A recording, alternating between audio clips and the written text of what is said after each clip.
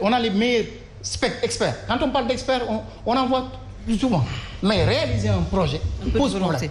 D'accord. Alors, Serigne Saliou, l'autre actualité également, c'est le discours du khalife général des Mourides qui a un peu parlé des réseaux sociaux, ce qui se passe sur les réseaux sociaux, mais également des élections locales. Comment vous analysez ce discours déjà?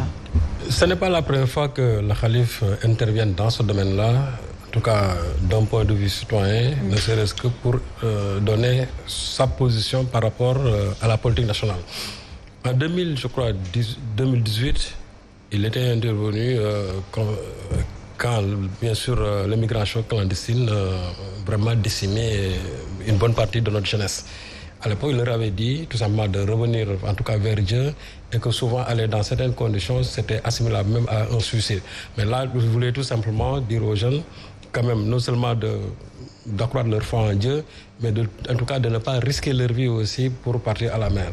Mais je crois que de pareils discours aussi, ce sont souvent nos hommes politiques, en tout cas surtout les gouvernants, qui doivent saisir l'essence de ces discours-là pour les exploiter. Parce que quand le khalife dit à des jeunes de ne plus aller en mer, ça veut dire qu'il faut aussi que parallèlement, que l'État puisse avoir des solutions pour essayer d'arrêter ces jeunes-là qui vont se suicider en mer.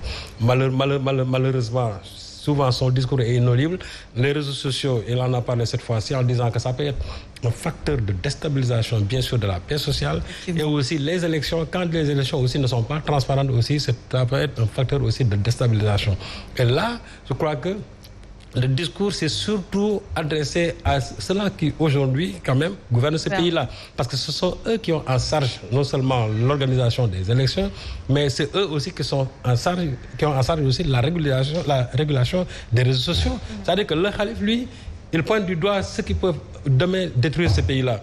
Maintenant, ceux-là qui sont aujourd'hui aux commandes de ce pays, c'est à eux de prendre les décisions en tout cas qui s'avère nécessaire, ne serait-ce que pour être en phase avec aujourd'hui ce que le khalife a dit. Mais quand je dis souvent son discours inaudible, c'est-à-dire que dès l'instant qu'il en fait, ça fait la tire de l'ensemble des journaux, on en parle pour quelques instants et on n'en tire pas bon profit. Ce qu'on disait tout à l'heure sur le document produit par l'université, en tout cas à l'UNJOB, c'est-à-dire que très souvent, nos autorités ne tirent pas les conclusions qui s'avèrent nécessaires sur ces situations-là. La khalife a fait son rôle. Autant les autorités, autant les populations. Oui, mais vous savez, les populations ne sont qu'à l'image de ceux qui les dirigent tout simplement. C'est-à-dire qu'une population, on l'éduque. On ne peut pas laisser la population, en tout cas, faire tout ce qu'elles veulent à leur guise. C'est-à-dire qu'il faut nécessairement quand même qu'il y ait des règles, qu'il y ait des lois, que les gens puissent quand même suivre. Mais ce que l'on avait dit sur le Diola, à partir de 2002, sur les surcharges, on avait pris pendant une bonne période, en tout cas, des mesures sur ces surcharges-là. Mais c'est passé, vous voyez, on est revenu à la situation d'avant. C'est-à-dire que chaque fois, ça peut faire un événement, mais une fois que les jours passent, tout simplement, ça dit que c'est un discours qui est aussi rangé dans les tiroirs. Mais je crois qu'aujourd'hui, ceux-là qui ont en charge l'organisation des élections, ceux-là qui ont en charge la régulation des réseaux sociaux, doivent tirer un bon profit du discours du khalife général. Parce que si on ne le fait pas, demain, si maintenant ça éclate dans ce pays-là, parce que les élections sont mal organisées, parce qu'il y a des dérives aussi dans les réseaux sociaux, en ce moment-là, lui, au moins, il aurait tiré son épingle du jeu parce qu'il aurait averti. Mais ceux-là qui devaient prendre maintenant les mesures nécessaires, ils ne l'ont pas fait parce que tout simplement, il y a, comme on l'a dit tout à l'heure, manque de volonté, tout simplement politique. Ou bien très souvent, on pense aussi qu'en le faisant, c'est-à-dire on se lèse, alors qu'en réalité, on ne se lèse pas. C'est tout simplement une façon, ne serait-ce que pour régler, en tout cas pour bien conduire ce pays-là. Très bien. Peut-être il nous reste moins de 2 minutes.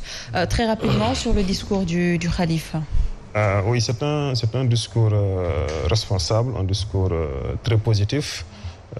Un discours d'actualité qui montre que, en tout cas, le khalife général des Mourides suit de très près ce qui se passe dans ce pays. Maintenant, nous devons simplement prier pour que ça tombe, en tout cas, au niveau donc ça ne tombe pas au niveau des oreilles d'un sourd, parce qu'en réalité, les autorités, comme aussi tous les hommes politiques qui sont engagés dans ces futurs jeux électoraux, ont intérêt à bien écouter ces discours-là. Parce que lorsqu'on parle de démocratie, les deux mots grecs, demos et kratos, ça c'est le pouvoir du peuple. Donc il faut apprendre à respecter la décision du peuple. Voilà, il faut respecter les règles du jeu. est le choix du peuple. On n'a pas besoin vraiment de créer le doute dans l'esprit des gens ou encore de faire penser aux gens qu'il y a des possibilités de ne pas organiser les choses correctement. Voilà, le peuple est souverain. Le peuple doit choisir, il faut laisser faire son choix et que tout le monde est censé respecter. Je pense que si tout le monde respecte les règles du jeu, il n'y aura pas de problème. Et il est également revenu sur l'organisation d'élections transparentes. Est-ce qu'on peut s'attendre à ça déjà? Il faut magnifier d'abord ce discours-là. Et ce n'est pas une première, ça lui l'avait dit tout à l'heure. Si on se rappelle des événements de mars, le chef était sorti pour faire une intervention qui a donné le résultat que nous connaissons tous. Ça, c'est la place de l'homme religieux dans le cadre du pays. Mais son discours, c'est un ouvrage de chevet. Je vous explique. Un ouvrage de chevet, on le met juste à côté, on en tire des points. On prend le point relatif à la démocratie.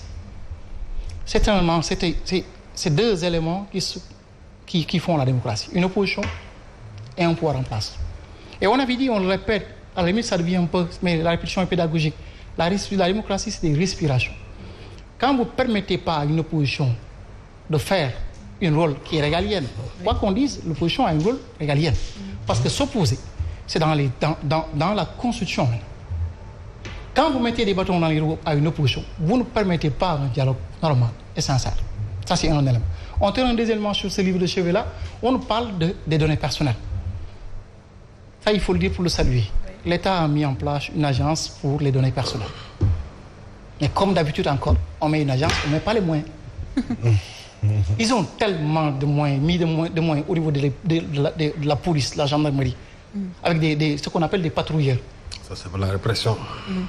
On aurait pu juste mettre la même chose au niveau de cette agence-là et mettre le personnel qui va avec pour pouvoir réguler certaines choses. Parce que ce qui se passe sur cette toile-là dépasse l'entendement, mais aussi c'est lié à un problème d'éducation et de formation. Nous, l'Internet, ça nous est venu du ciel. C'est dommage, en Afrique, de façon générale au Sénégal, ça nous est venu du ciel. On n'a pas eu le temps d'appréhender. Et voilà, tout le monde là. Maintenant, vous êtes à 4-8 miles de Dakar, vous avez l'Internet, vous savez tout ce qui se passe. Mais vous n'avez pas cette éducation de l'Internet. Je pense qu'au-delà de l'agence, il faut mettre l'accent sur la sensibilisation, la formation. Et le chef a fait ce qu'il avait à faire. Alerter. Oui. Donner des directives. Le troisième élément, c'est par rapport à ces élections législatives. Le mode de scrutin a fait que l'opposition a essayé tant bien que mal d'avoir un seul bloc. Et vous m'excusez pour l'expression, je ne sais pas, moi, elle n'est pas mienne. Ouattara fera de sorte que ces blocs-là soient disloqués.